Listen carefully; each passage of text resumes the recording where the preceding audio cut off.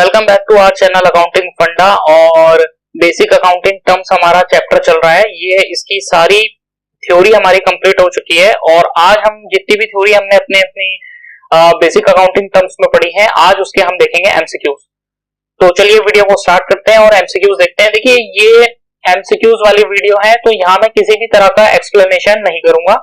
ये समझिए जिन्होंने अभी तक ये पिछली 8 वीडियोस पूरी बेसिक अकाउंटिंग टर्म्स की देखी होंगी, उनके लिए ये एक तरीके का टेस्ट है। तो चलिए देखते हैं आज कितना स्कोर आप लोग करते हैं। तो चलिए स्टार्ट करते हैं। ये रहा क्वेश्चन नंबर 1।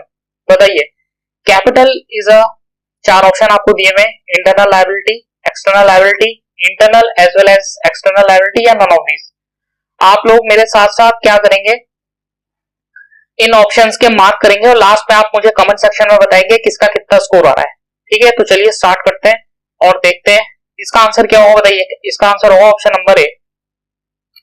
आंसर क्या होने वाला है इसका? ऑप्शन नंबर ए। तो देखें किस किस का आंसर सही है, कमेंट सेक्शन में बताएंगे। कैपिटल हमारी क्या होती है? एक इंटरनल लायबिलिटी होती है। इंटरनल लायबिलिटी क्यों होती है? मैं वीडियोस में आपको पहले ही बता चुका हूं इंटरनल लायबिलिटी क्यों होती है। इंटरनल लायबिलिटी इसलिए होती है क्योंकि ये बेसिकली कैपिटल किसकी होती है? बिजनेसमैन की होती है, और बिजनेस और बिजनेसमैन दोनों बिजनेस के अंदर ही रहते हैं, इसलिए इसका करेक्ट आंसर क्या होगा? Internal liability. नेक्स्ट क्वेश्चन देखते हैं, question number 2। Goods taken by proprietor for personal use is. बताइए अगर कोई पर्सनल यूज के लिए बिजनेसमैन गुड्स ले जाता है तो वो हमारी क्या बनती है? करेक्ट आंसर क्या होने वाला है? Option number B, drawings. Next question देखते हैं, क्वेश्चन नंबर 3। अमाउंट रिसीव्ड और receivable against the sale of good is. 3 option आपको दिए हैं।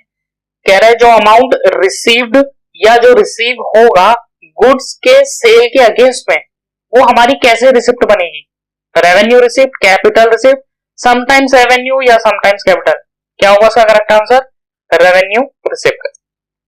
नेक्स्ट क्वेश्चन, अमाउंट पेड और payable against purchase of good is. बताइए जो अमाउंट हमने पे किया या पे करेंगे गुड्स के परचेज के अगेंस्ट में, वो हमारा क्या बनेगा? ऑप्शन नंबर ए, बी, सी या डी। क्या करेक्ट आंसर आने वाला है? भाई जो लोग कह रहे हैं कैपिटल एक्सपेंडिचर गलत, जो लोग कह रहे हैं बोथ ए एंड बी वो भी गलत। आंसर क्या होने वाला है इसका? Revenue expenditure.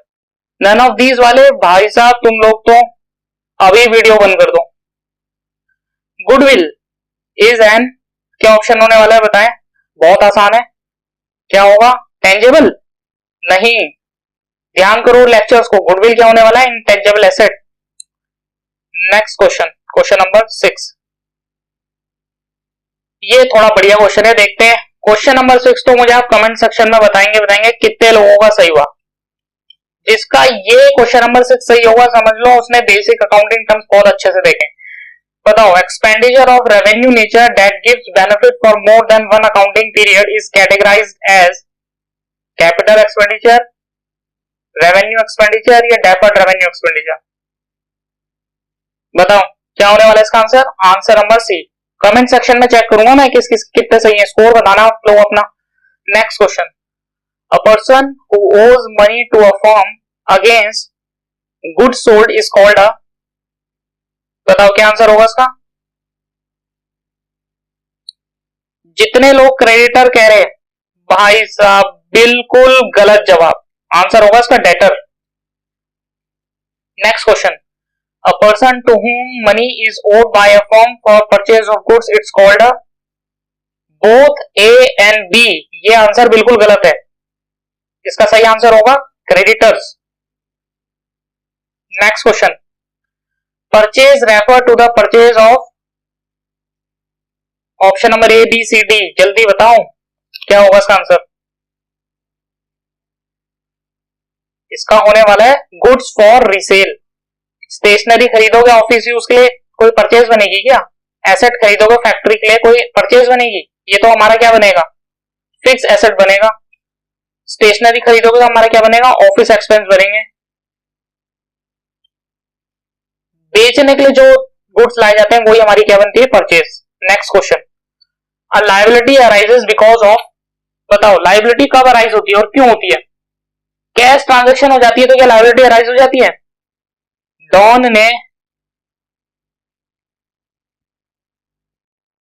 डॉन ने सामान खरीदा, कौन से? डॉन ने पैसे दे दिए, कौन ने सामान दे दिया। क्या कोई लायबिलिटी अराइज हुई? नहीं।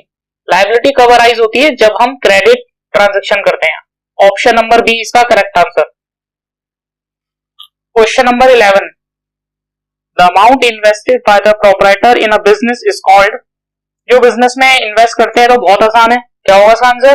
कैश नहीं, क्या होगा? कैपिटल। कैपिटल होगा इसका सही आंसर। कैश जो कह रहे हैं भाई साहब, अपने हाथों की नस काट लो तुम।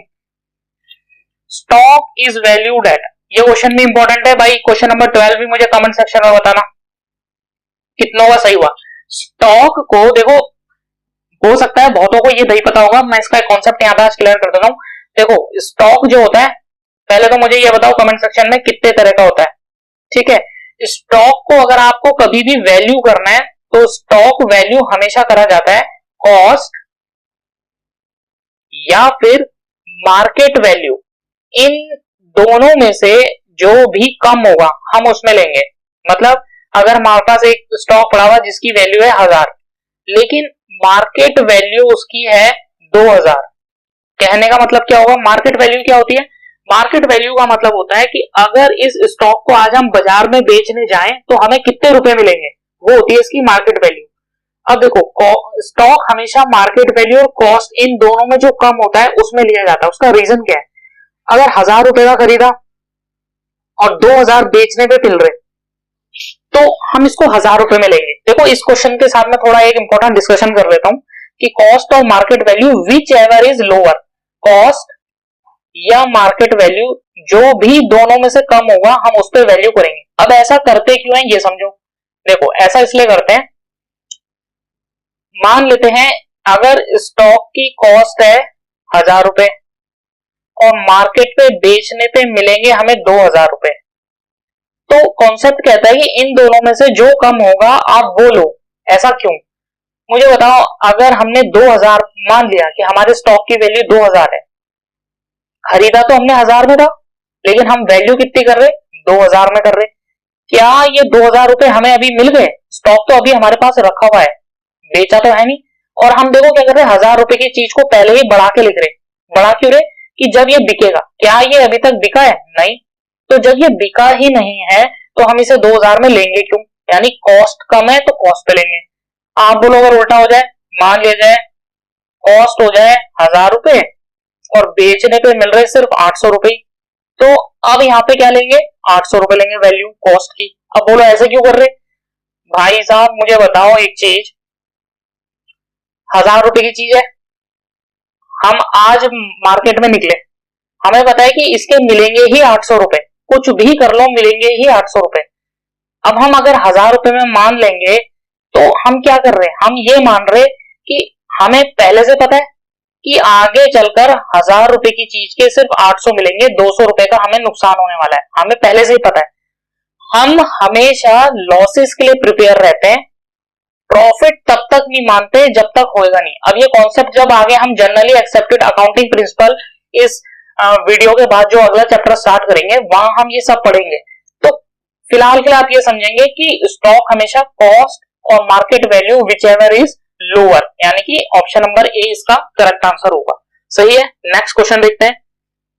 Bank overdraft. ओवरड्राफ्ट का मतलब यहाँ पे क्या होता है? देखो ओवरड्राफ्ट का मतलब होता है बैंक का नेगेटिव बैलेंस। नेगेटिव बैलेंस का मतलब बैंक का नेगेटिव बैलेंस कैसे? सपोज करो आपके अकाउंट में 10,000 रुपए, आप एटीएम लेके बैंक में गए, आप एटीएम लेके अपना डेबिट कार्ड लेके बेसिकली एटीएम पे गए। अब मुझे बताओ डेबिट कार्ड से मैक्सिमम कितने पैसे निकाल सकते हो जितने आपके बैंक में? तो आप मैक्सिमम कितने निकाल सकते हो? 10,000। लेकिन बैंक ने ना आपको एक फैसिलिटी दे रखी है, उन्होंने कह रखा अगर आपके अकाउंट में 10,000 भी होंगे ना कोई बात नहीं, आप मैक्सिमम 50,000 रुपए तक निकाल सकते हो। अब मुझे ये बताओ कि आपके अकाउंट में कितने हैं? आप तो के अकाउंट में सिर्फ 10,000 है, लेकिन हम निकाल कितने रहे?